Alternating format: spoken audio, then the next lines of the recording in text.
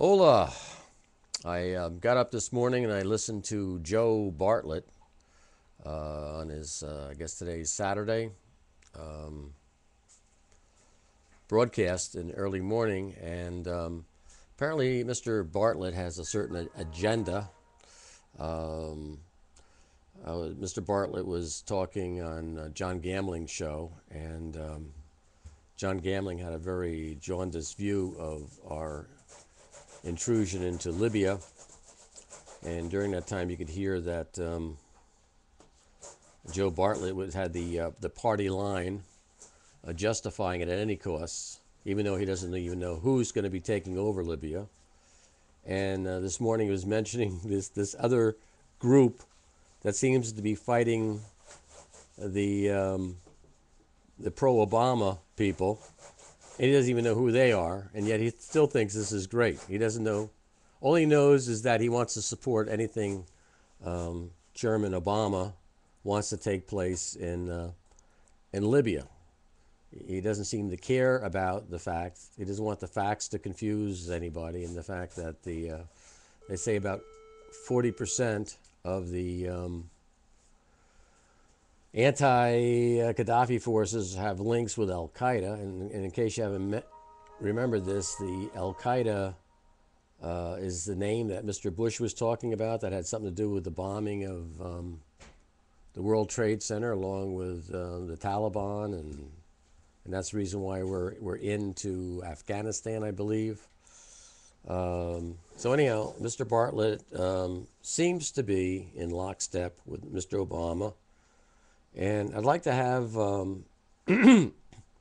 some instances where Joe Bartlett would actually say anything against anything that Mr. Obama or Chairman Obama would like to do. It's an interesting phenomenon that the pro-Obama people, it's like they have a chip in their brain. If they say anything against Obama, it's going to explode and kill them, so they don't want to say anything against Obama. Now, I've said lots of things against Mr. Bush, even though I voted for him. At this point, I thought he should be put in jail for his actions of not protecting our southern borders. He took a constitutional pledge to defend this country, and he didn't. And yet, people like Joe Bartlett of WOR 710 seem to be oblivious to anything that Mr. Obama has done. And now that John Gambling is not at the mic, which he is normally during the week, on the weekend, Joe Bartlett's feeling his oats, so to speak, and still has no reservations about what's going on in Libya. Our country's broke. We're totally in debt. And he seems to think that $1 million a missile and of a cruise missile, he seems to think that we'd be using these cruise missiles anyhow if we didn't need them. A lot of these things are designed to be our defense. Wasting a cruise missile with conventional weaponry or a warhead is really not what the cruise missile was meant to do. Cruise missiles are meant to be launched by our subs and boats so they can penetrate deep into Russia, deep into China, as a last stance to defend this country in the event that we are attacked. It is supposed to be, these things are supposed to be used as a wild card so that the enemy doesn't even consider attacking the United States, because these things they can't be stopped typically, even though they're typically subsonic. But they fly low, they follow the terrain, they have maps in them that tells them exactly how high the region is where they're flying, so they can fly right on the deck, and typically they kind of get to where they're going. And the whole idea is to carry a nuclear weapon. Now, in the case when Bill Clinton was trying to distract the world from Monica Lewinsky, he was blowing these things away off. And what was happening is they were taking the nuclear warheads off these things and arming them with conventional warheads, and cutting down our deterrent against attack by our adversaries. And so here we go. We've blown almost 300 of these things at $1 million a piece. And my math would say that if they're 300 and they're about $1 million a piece, that's $300 million That's gone.